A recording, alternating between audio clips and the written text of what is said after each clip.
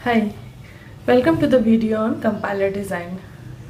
My name is Hera Shaheen और आज हम लोग देखेंगे introduction of compiler design.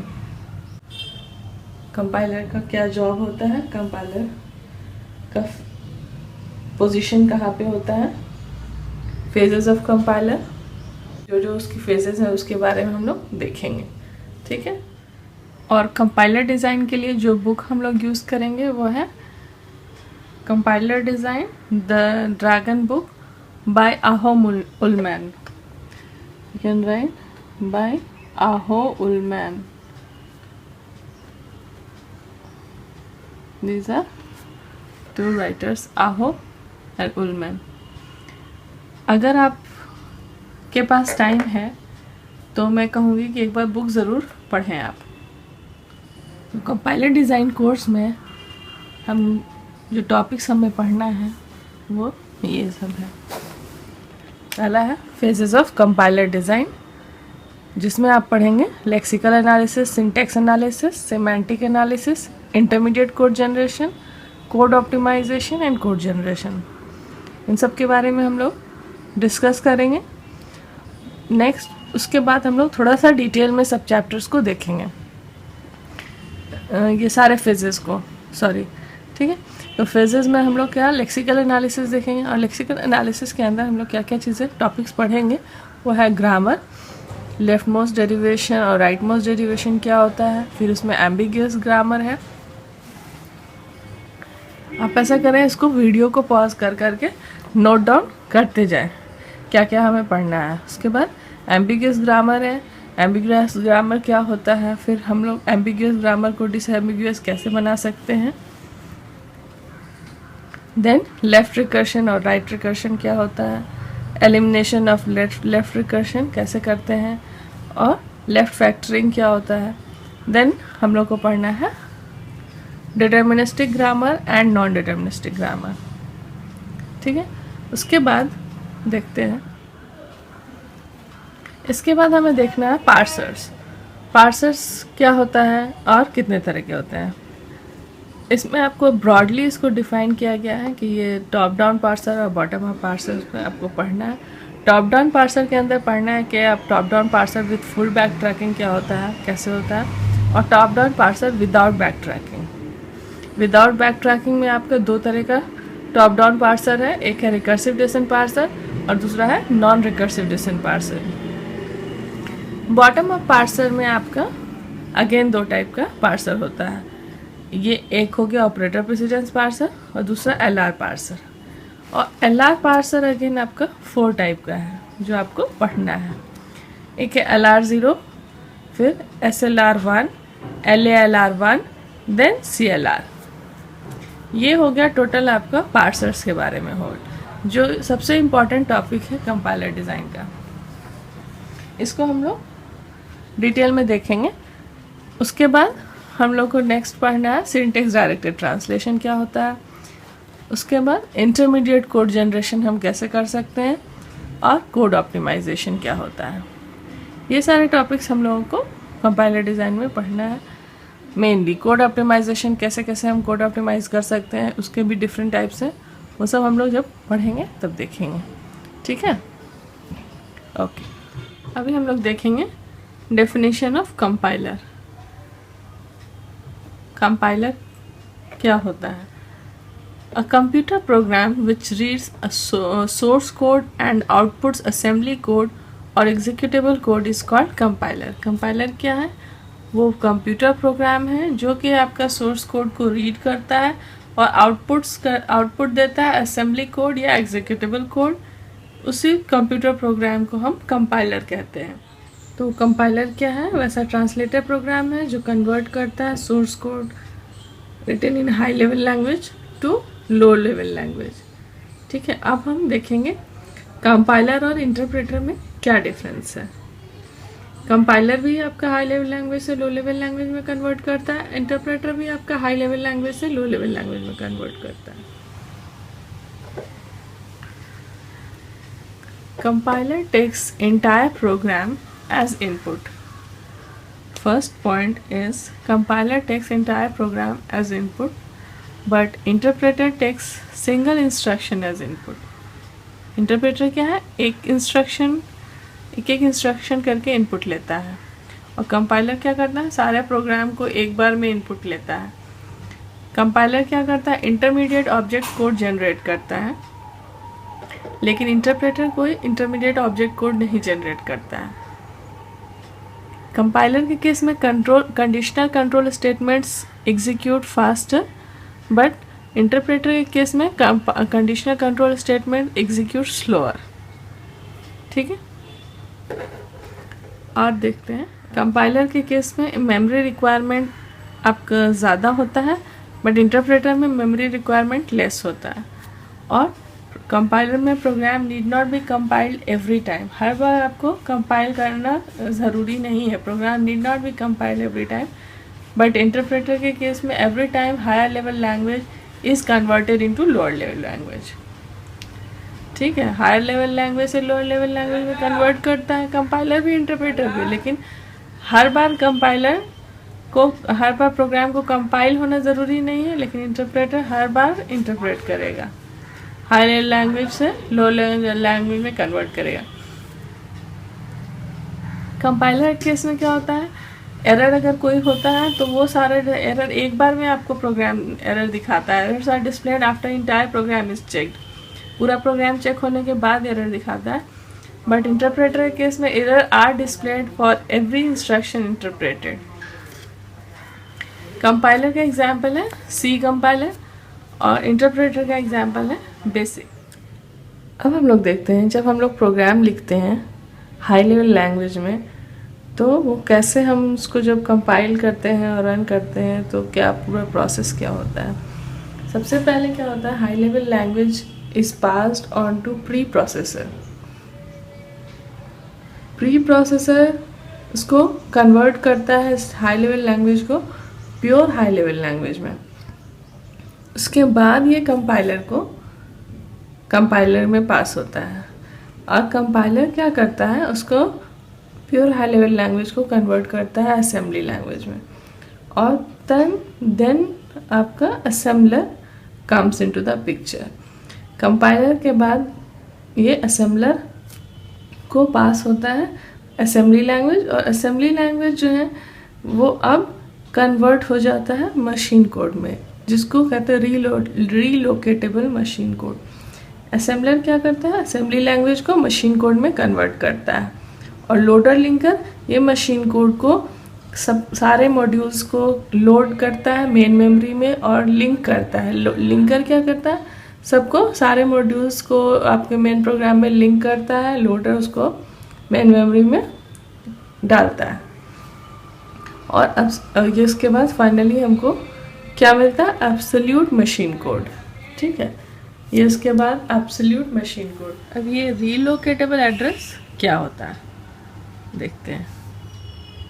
Suppose ये हमारा प्रोग्राम है, इसमें हमने हमारा लाइन नंबर्स 0 1 2 3 4 करके ये लाइन नंबर्स दिए हुए हैं, और यहाँ पे एक लेबल यूज़ किया गया लाइन नंबर 4 पे L1, और फिर आगे कोई स्टेटमेंट में लिखा है गो टू L1।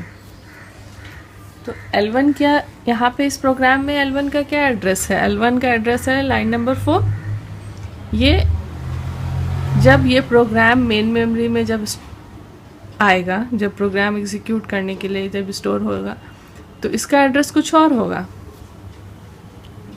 सपोज इसको 200K लोकेशन पे स्टोर किया गया, तो इसका जो पहला लाइन है उसका एड्रेस क्या हो जाएगा, 200K + 0। सेकेंड लाइन का 200K + 1, 200K + 2, 200K + 3 and so on.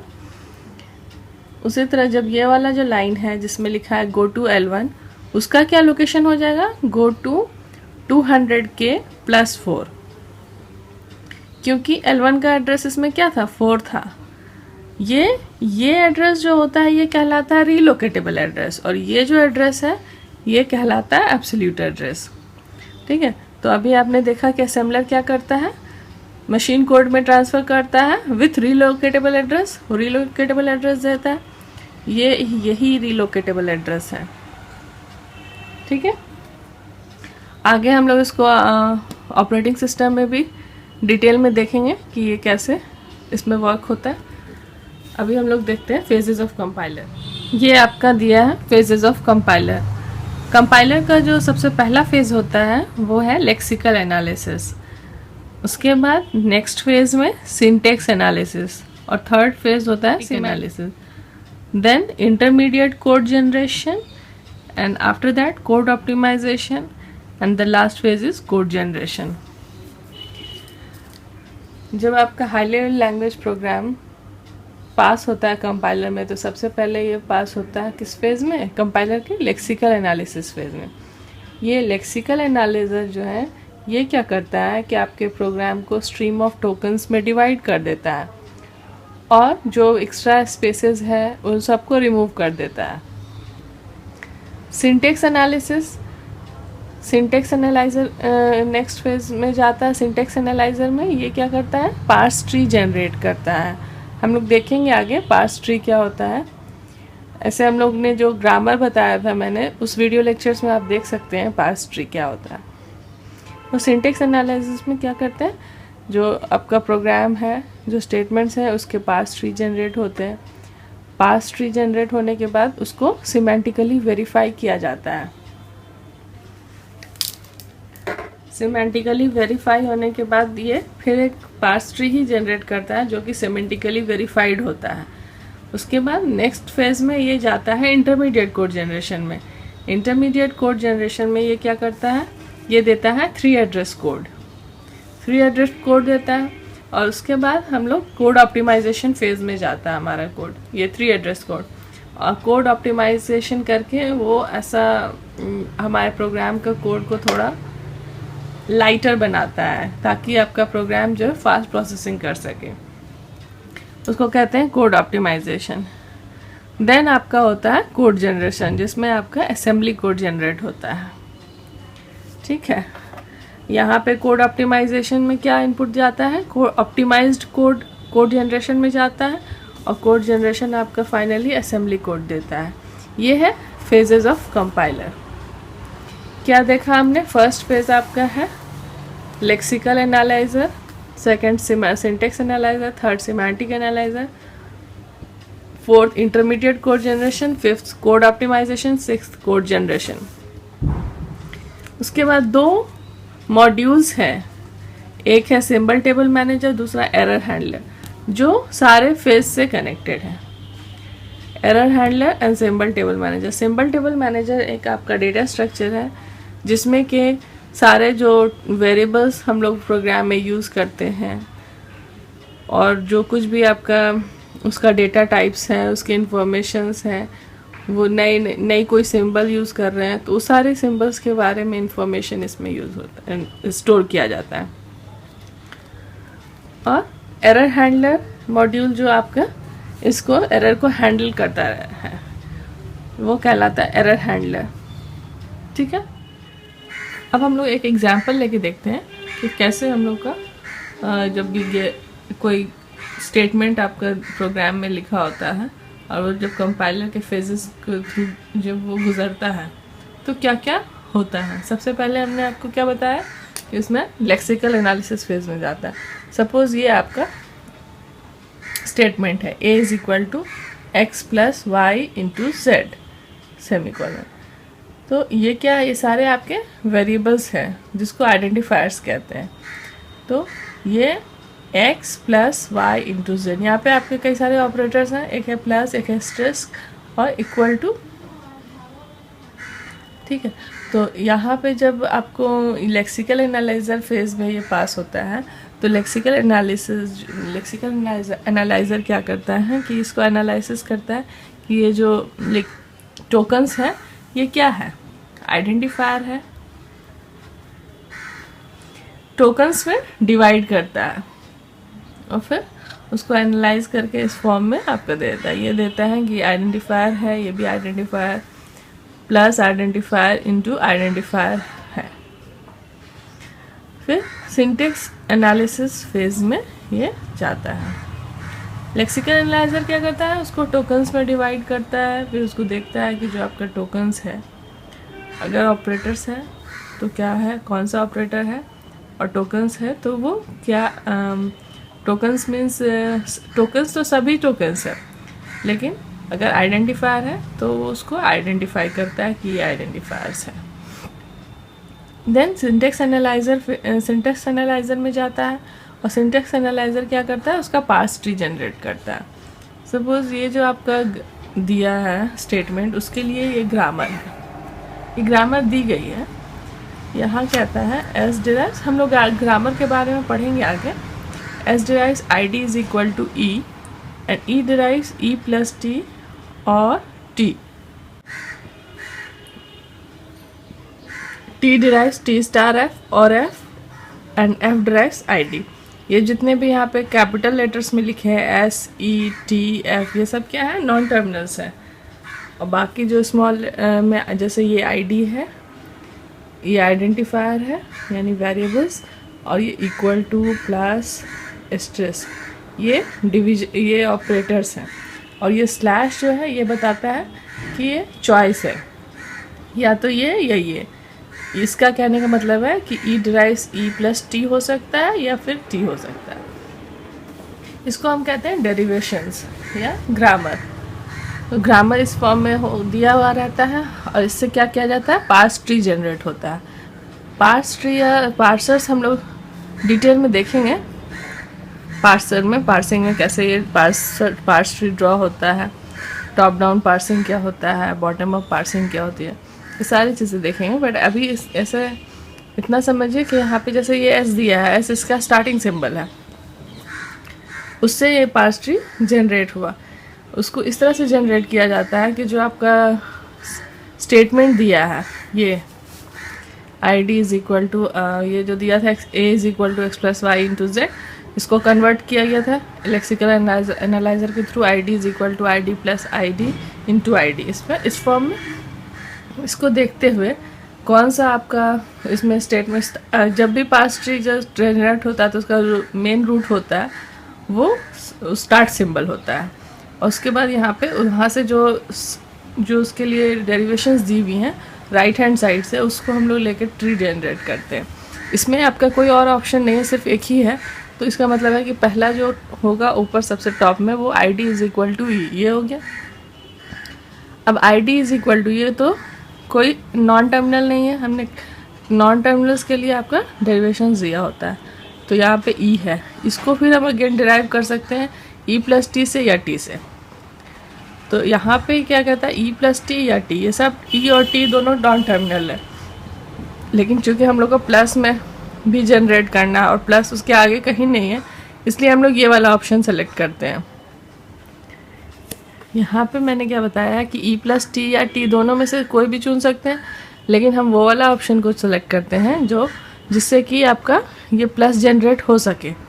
क्योंकि आगे अगर टी चुन लेंगे तो टी से हम सिर्फ एस्ट्रेस जनरेट कर सकते हैं, प्लस जनरेट नहीं कर सकते। इसलिए हम लोग ई प्लस टी को जनरेट करने के लिए ये वाला ऑप्शन चुने और फिर इस तरह से आगे बढ़ते हैं। टी को फिर टी एस्ट्रेस एफ से रिप्लेस कर देते हैं, इससे एक ट्री जनरेट होता है। और ई को टी से, फिर टी को एफ से, फिर एफ को आई डी से, और टी को एफ से, एफ को आई डी से, और एफ को यहाँ पे आई डी से। इस तरह का ये, और ये चेक कर लेता है सिमेंटिक एनालाइजर कि ये I D is equal to, इस तरह से ये इसको स्कैन किया जाता है ऊपर से नीचे की तरफ। तो ये क्या आ रहा है, I D is equal to I D plus I D into I D. I D is equal to I D plus I D into I D. तो ये सिमेंटिकली वेरीफाइड हो जाता है जब, तब फिर ये आगे जाता है इंटरमीडिएट कोड जनरेशन में। और इंटरमीडिएट कोड जनरेटर क्या करता है, इसके लिए इंटरमीडिएट कोड जनरेट करता है। जैसे वहाँ पे आपका एक्सप्रेशन क्या था, A is equal to x plus Y into Z. तो पहले वाई इंटू जेड को कैलकुलेट करके एक टेम्प्रेरी वेरिएबल में स्टोर किया जाता है, फिर उस वैल्यू को t1 को x में ऐड करके फिर एक टेम्प्रेरी वेरिएबल में स्टोर किया गया, और फिर t2 को a में असाइन कर दिया गया। ये इंटरमीडिएट कोड जनरेशन करता है। इसके आगे फिर देखिए, उसके बाद वो कोड इंटरमीडिएट कोड ऑप्टिमाइजेशन के लिए चला जाता है कोड ऑप्टिमाइज़र के पास, और कोड ऑप्टिमाइज़र उसको कोड को ऑप्टिमाइज़ करता है, मतलब छोटा करता है, ताकि वो उसका जो टाइमिंग है और जो उसका स्टेटमेंट्स नंबर ऑफ स्टेटमेंट्स है उसको कम कर सके, एग्जीक्यूशन टाइम आपका फास्ट हो सके। उसमें क्या किया गया था कि एक और टेम्प्रेरी वेरिएबल लिया गया था, उसमें उसको ऐड करके फिर तीसरे लाइन में हम लोग ए में असाइन कर रहे थे, लेकिन यहाँ क्या किया गया, y इंटू जेड को t1 में स्टोर किया गया और x प्लस t1 को डायरेक्टली a में असाइन कर दिया गया। कोड आपका ऑप्टिमाइज हो गया। नेक्स्ट फेज है टारगेट कोड जनरेशन।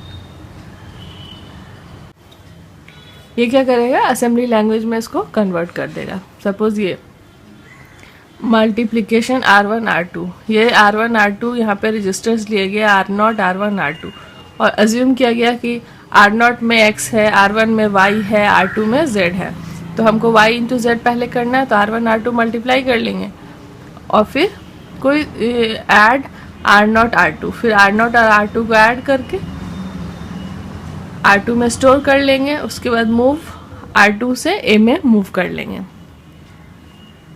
ठीक है, तो ये इस तरह से आपका वर्क होता है कंपाइलर में। ठीक है, अभी के लिए इतना ही। नेक्स्ट वीडियो में हम लोग पढ़ेंगे लेक्सिकल एनालाइजर, कैसे लेक्सिकल एनालाइजर में क्या होता है, और left most derivation, right most derivation क्या है, ग्रामर क्या है, और एम्बिगियस ग्रामर क्या होता है। ऐसे आपको ये एम्बिगियस ग्रामर के वीडियो पहले भी मैंने अपलोड कर चुकी हूँ, आप उसमें भी देख सकते हैं। ठीक है, ब्रीफ में हम लोग इसमें भी एम्बिगियस ग्रामर देखेंगे। ठीक है, तो अगर आपको हमारा वीडियो समझ में आ रहा है तो इसे लाइक करें, शेयर करें, और अगर कोई क्वेरी है तो उसे कमेंट सेक्शन में लिख के पूछ सकते हैं या डिस्कशन फोरम में भी लिख सकते हैं। Thanks for watching.